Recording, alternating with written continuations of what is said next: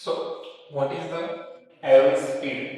आता average speed संदर्भात आपल्याला वेगवेगळे फॉर्म्युले लक्षात ठेवायचे आहेत. आता ॲव्हरेज स्पीड अर्थातच total distance travel upon total time taken. Okay. आता ॲव्हरेज स्पीड काढत असताना जे टोटल डिस्टन्स आहे त्याला आपण टोटल टाइम मध्ये डिनोट करतो. हे तर सिम्पली माहित आहे आपल्याला. पण जर युनिफॉर्मली ॲक्सिलरेटेड मोशन असेल म्हणजे जे ॲक्सिलरेशन युनिफॉर्म असेल म्हणजे स्पीड जी आहे कॉन्स्टंटली इन्क्रीज होईल. सो अशा केसमध्ये ॲव्हरेज व्हेलॉसिटी काढताना इनिशियल व्हेलॉसिटी आणि फायनल व्हेलॉसिटी ओके यांची जर आपण सरासरी घेतली ॲव्हरेज घेतली तर ती असते ॲव्हरेज स्पीड. ओके. सो जेव्हा हे ॲक्सिलरेटेड मोशन हे युनिफॉर्मली आहे ओके अशा केसमध्ये जर ॲव्हरेज स्पीड काढायची असेल ॲव्हरेज स्पीड तर इनिशियल स्पीड आणि फायनल स्पीड याला आपण कितीने डिनोट करणार? 2 ने डिनोट करणार. तिसऱ्या केसमध्ये पहा ऑब्जेक्ट ए टू बी म्हणजे पूर्ण मोशनच्या दरम्यान त्याची जी स्पीड आहे ती आहे v1 आणि b टू a रिटर्न येताना जी स्पीड आहे ती आहे v2. आता इथे एक लक्षात घ्या जर फक्त इनिशियल आणि फायनल स्पीड दिलेली आहे तर अशा वेळेस ॲव्हरेज स्पीड काढत असताना दोन्ही व्हेलॉसिटीचं ॲडिशन आणि त्याला 2 ने डिवाइड करणे. पण ही जी केस आहे यामध्ये ए टू बी म्हणजे ऑलमोस्ट हाफ डिस्टन्स म्हणून आपण ट्रॅव्हलिंग दरम्यान हे कॉन्स्टंट स्पीड v1 ने ट्रॅव्हल व्हायला आणि b कडून a कडे येताना पूर्ण मोशन दरम्यान जी स्पीड आहे ती कंटिन्युअसली v2 आहे. अशा केस मध्ये जर ॲव्हरेज स्पीड काढायची असेल यावेळेस 2v1 v2 upon v1 plus v2 हा फॉर्म्युला आपल्याला यूज करायचा आहे. ओके. सो दोन केसेस फार इम्पॉर्टंट आहे. पुन्हा एकदा सांगतो. जर फक्त इनिशियल आणि फायनल स्पीड दिलेली आहे ओके आणि जर आपल्याला काय करायचं आहे जे मोशन आहे हे मोशन युनिफॉर्मली ॲक्सिलरेटेड मोशन असेल तर ॲव्हरेज स्पीड काढताना इनिशियल आणि फायनल स्पीडची ॲडिशन करा त्याला 2 ने डिवाइड करा.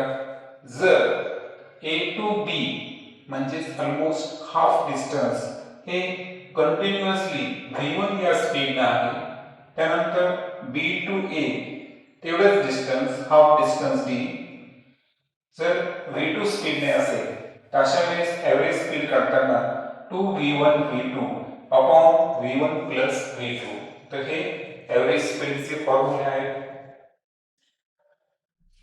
त्यानंतरची केस आहे की ऑब्जेक्टचं मोशन दरम्यान जर आपण पूर्ण डिस्टन्स जर d कन्सिडर केला ओके सो जे टोटल डिस्टन्स आहे हे आहे d आणि याचे आपण 3 समान भाग करू पहा AB BC आणि CD. अर्थातच प्रत्येक डिस्टन्स हे d/3 d/3 d/3 असेल. A टू B एवढे डिस्टन्स ट्रॅव्हल करताना जी स्पीड होती v1 B टू C हे 1/3 डिस्टन्स ट्रॅव्हल करताना स्पीड होती v2 आणि C टू D हे 1/3 डिस्टन्स ट्रॅव्हल करताना जी स्पीड होती ती होती v3. तर अशा केस मध्ये जर ॲव्हरेज स्पीड काढायची असेल तर फॉर्म्युला असेल 3 upon 1 upon v1 plus 1 upon v2 plus 1 upon v3. Okay. So या पद्धतीनं आपल्याला हे गणित सोडवायचे आहे. आता एक्झाम्पल आपण घेऊ. एक्झाम्पल जर आपण कन्सिडर केलं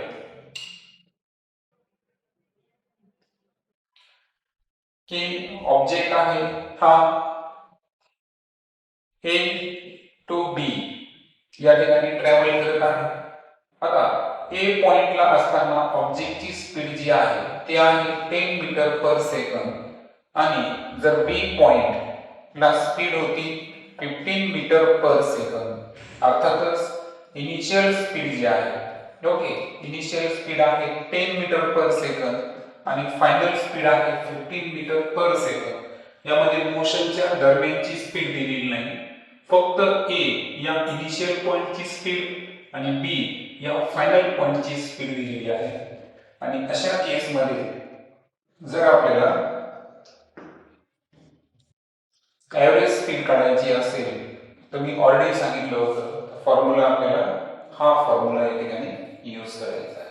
okay, so u plus v upon 2 divided by 10 plus 15 upon 2 is equal to 25 upon 2 is equal to 12.5 meter per second.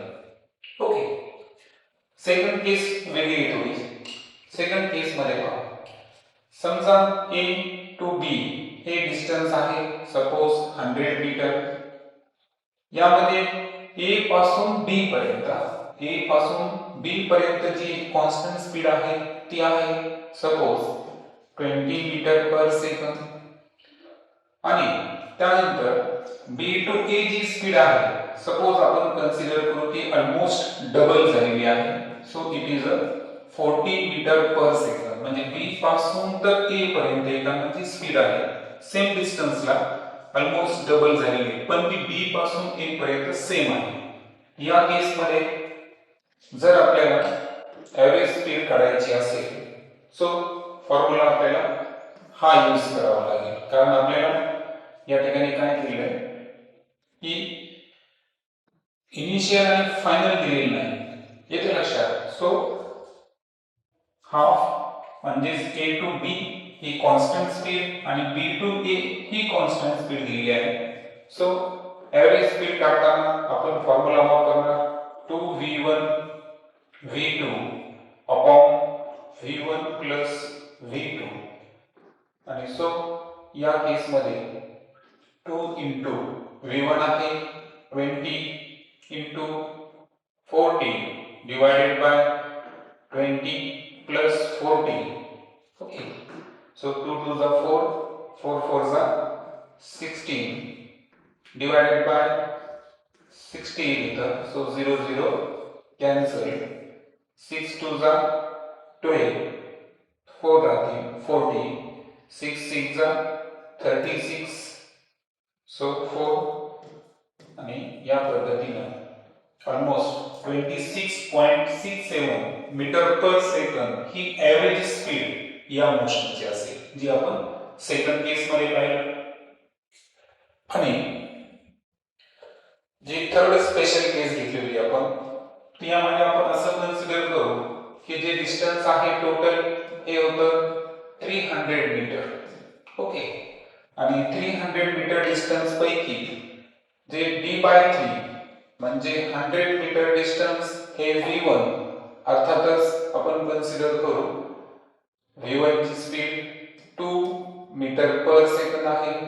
त्यानंतर जे पुढचं d/3 डिस्टन्स होतं 100 मीटर ते सपोज आहे 4 मीटर पर सेकंद या स्पीडनं।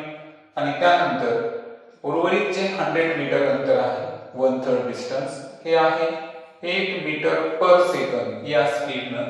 आणि या केस मध्ये जर आपल्याला ॲव्हरेज व्हेलॉसिटी काढायची असेल, लक्षात आलं A to B हे कंप्लीट, याच्यात कोणतंही इनिशियल आणि फायनल नाही।